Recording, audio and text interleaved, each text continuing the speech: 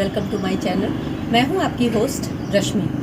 आज मैं आप लोगों को शुगर केन कैसे लगाते हैं वो दिखाऊंगी, क्योंकि अक्सर मैं इसी मंथ में अपने शुगर केन लगाती हूं और बहुत बढ़िया ग्रो होता है।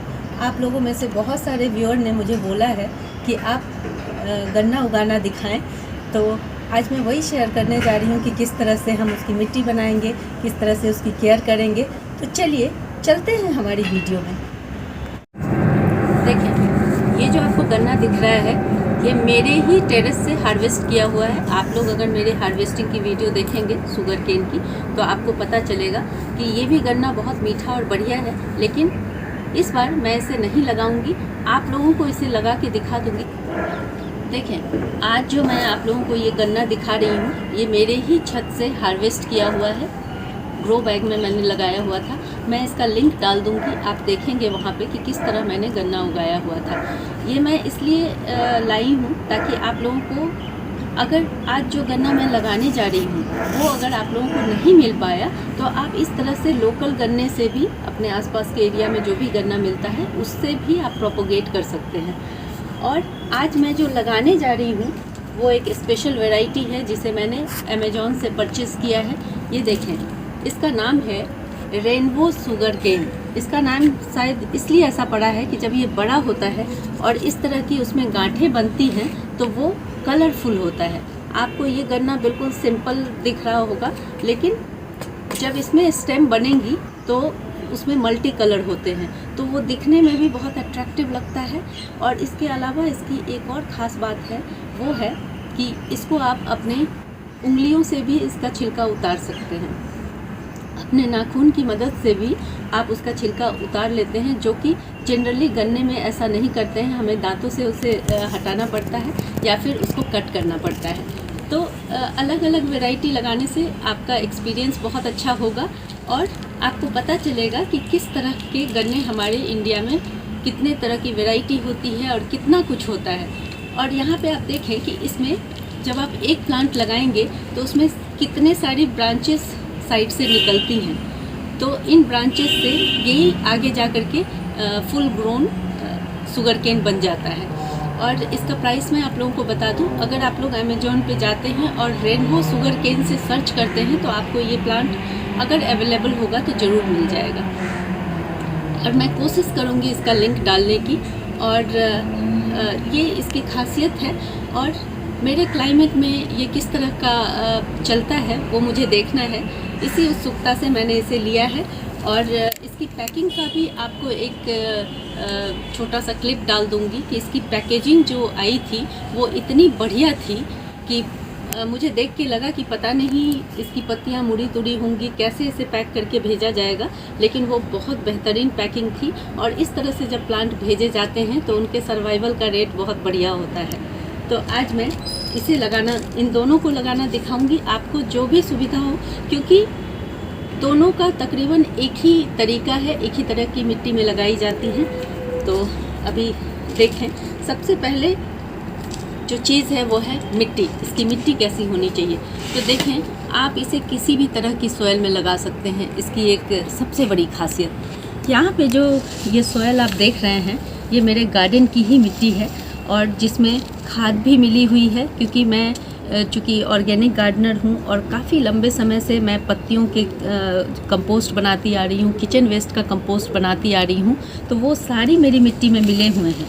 लेकिन अगर आप फर्स्ट टाइम इस तरह से गन्ना को ग्रो कर रहे हैं और आपके पास मिट्टी नहीं है, तो आप कहीं से भी मिट्टी लेके आएँ 50%, और 50% उसमें काउडंग मिला लें। इसके अलावा आपको ना ही इसमें सैंड मिलाने की ज़रूरत है, ना ही इसमें शुरुआती दिनों में आपको किसी और तरह के कंपोस्ट को ऐड करने की ज़रूरत है, क्योंकि हमारा प्लांट इस स्टेम से प्रोपोगेट होने वाला है। या फिर हम इस तरह के छोटे प्लांट लगा रहे हैं तो बहुत ज़्यादा खाद डाल देने से भी इनकी जड़ों को नुकसान पहुंचेगा, क्योंकि ये कंटेनर में लगाए जा रहे हैं। तो हमें इन सब बातों का ध्यान रखना है, तभी हम शुगर केन उगा पाएंगे। तो देखें, मिट्टी हमारी बनी हुई है और कंटेनर में नीचे की तरफ मैंने बहुत सारे होल दिए हुए हैं, और इसके अलावा भी इस तरह के जब हम बड़े कंटेनर लेते हैं, अगर आप प्लास्टिक का यूज़ कर रहे हैं तो इसमें इस तरह के छेद रखना बहुत ज़रूरी है। अगर बड़े वाले ग्रो बैग भी ले रहे हैं तो इस तरह के छेद रखना बहुत ज़रूरी है, होल, क्योंकि इससे ऑक्सीजन अच्छे से इनकी रूट को मिलती रहती हैं और इनका ड्रेनेज सिस्टम भी बहुत बढ़िया हो। गन्ना उगाना बहुत आसान है कुछ बातों का अगर हम ध्यान रखें तो, और ये साल में 2 बार उगाई जाती हैं। एक तो आप दिसंबर से लेकर के नवंबर दिसंबर से लेकर के मार्च तक इसे उगा सकते हैं। मैंने ऐसा किया हुआ है 2 बार, और एक बार आप जुलाई में इसे लगा सकते हैं। तो 2 फसल होती है। और इसके बारे में कुछ इन्फॉर्मेशन आपको बता दूं, क्योंकि अगर आप टेरेस पे या बालकनी में इसे लगा रहे हैं तो ये 10 से 12 महीने का टाइम ले लेती है। तो इसको सोच समझ के लगाएं। अगर आपको कंटेनर की ज़रूरत है, जगह की ज़रूरत है, उसी अकॉर्डिंग आप इसे प्लेस करेंगे। तो और दूसरी बात ये है कि ये छोटे गमले में नहीं होती है, आपको इसके लिए बड़े कंटेनर की ज़रूरत पड़ती है। तो इसको ऐसी जगह प्लेस करना है जहाँ पे आपको इधर उधर इसे मूव करने की ज़रूरत ना पड़े, क्योंकि जब टेम्परेचर बहुत ज़्यादा हाई हो जाता है तो हमें इसे थोड़ा सा हल्के से सेडी प्लेस में ट्रांसफ़र करना पड़ता है। इस मिट्टी में मैं इतना खाद मिला रही हूँ और आपको 50-50% का रेशियो लेना है। 50% कोई भी गार्डन की सॉइल और 50% काऊ डंग कंपोस्ट। इससे इसकी जो शुरुआती जितनी भी नीड है वो फुलफ़िल हो जाएगी और उसके बाद हम कोई और भी कंपोस्ट ऐड कर सकते हैं। मैं एक और चीज़ डाल रही हूँ, क्योंकि ये मेरे घर की बनी हुई लीफ कंपोस्ट है, जो गार्डन का वेस्ट निकलता है, जैसे कि आप इसमें पतली टहनियाँ वगैरह देख रहे होंगे, लेकिन ये बहुत बढ़िया खाद है। ये इनिशियल टाइम में मेरे प्लांट को बढ़ने में, ग्रो होने में बहुत हेल्प करेगा। इस तरह की पत्तियों की खाद आपको हर नर्सरी पे अवेलेबल होगी, तो आप ले सकते हैं। तो ये दोनों मैं इसमें ऐड कर रही हूँ।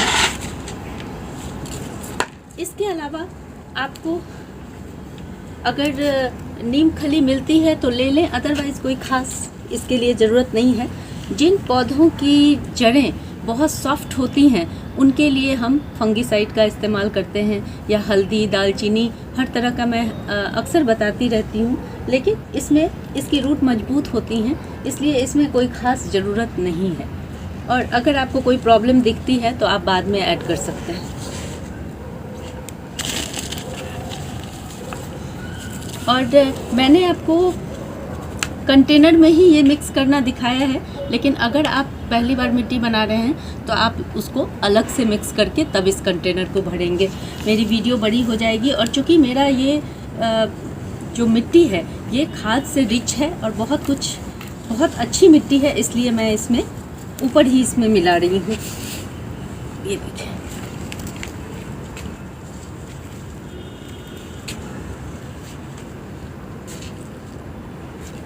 अब हम इसको डालेंगे। बिना रूट को नुकसान पहुंचाए हुए पहले हमें इसे खोल लेना है। और हमारा जो ये प्लांट है ये चिकनी मिट्टी में लगा हुआ है, लेकिन अगर कोई और प्लांट रहता तो शायद मैं इस मिट्टी को थोड़ा थोड़ा निकाल देती, लेकिन मैं अभी ऐसा नहीं करूँगी, क्योंकि इसकी जो रूट है काफ़ी अच्छी है और बाहर की तरफ निकली हुई है। अगर ये अंदर की तरफ होता तो मैं शायद इसे थोड़ा सा खोल देती, लेकिन अभी इसमें किसी भी तरह की छेड़छाड़ नहीं करनी है हमें। इस तरह के प्लांट जब आप छोटे प्लांट लेते हैं तो ये देखें, ये रूट दिख रहा है कितना हेल्दी और बढ़िया रूट है। इसे हम अब अच्छे से सेंटर प्लेस पे लगा देंगे, और इसमें से अभी बहुत सारी ब्रांचेस और निकलने वाली हैं। देखें, यहाँ पे 3 ब्रांचेस आपको दिख रही होंगी, 3 स्टेम यहाँ पे दिखाई दे रही हैं। और इसके अलावा जब प्लांट थोड़ा सा ग्रोथ और लेगा तो इसमें बहुत सारी ब्रांचेस निकलेंगी।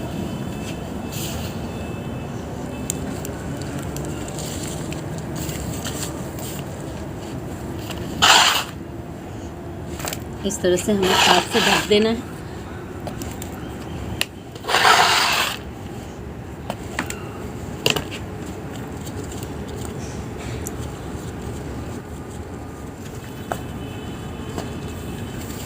मैंने आपको सनलाइट के बारे में बता दिया है कि इसे ऐसी जगह आप रखें जिसमें 5-6 घंटे की धूप आए।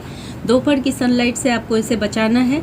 और वाटरिंग का किसी भी प्लांट में बहुत अहम रोल होता है, क्योंकि वाटरिंग करने से ही हम ज़्यादातर प्लांट हमारे ख़राब हो जाते हैं। तो हर प्लांट की रिक्वायरमेंट अलग अलग होती है। तो अभी जैसे हमने इतने बड़े प्लांटर में इस छोटे से प्लांट को लगाया है, तो हम क्या करेंगे, चूँकि विंटर का सीजन चल रहा है, तो हम इतना ही पानी इस प्लांट को देंगे जिससे कि इसकी आसपास की मिट्टी गीली रहे। अब देखें, अगर आप नॉर्मल तरीके से इस तरह के शुगर केन से अपना प्लांट बनाना चाहते हैं, फिर हम क्या करेंगे वो जानेंगे।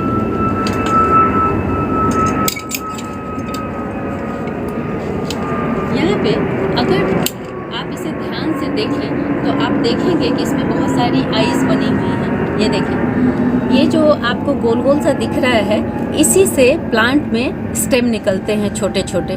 तो हमें इसे इस तरह से लगाना है जिससे कि हमारा ये जो प्लांट है वो बेहतर ढंग से ग्रो हो सके। यहाँ देखें, इसके अपोजिट साइड में यहाँ एक आई दिख रही होगी आपको।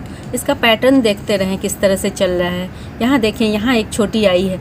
तो इस आई को किस तरह से इसे हमें कट करना है जिससे हमें ये हम बचा पाएँ। देखें, इस यहाँ से 1 से 1.5 इंच छोड़ते हुए हमें कट करना है इस तरह से।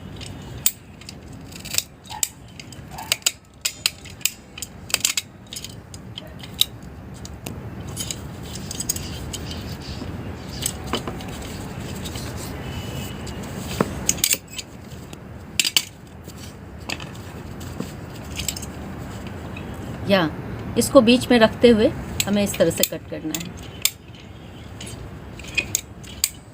ये सही तरीका है प्रोपोगेट करने का। किसी शार्प कटर से करें, फिर यहाँ बीच से काटना है ताकि हमारा ये आई बच जाए। ये सब बहुत इम्पोर्टेंट चीज़ है, क्योंकि अगर आपका ये ख़राब हो गया तो फिर आपका प्लांट नहीं निकलेगा।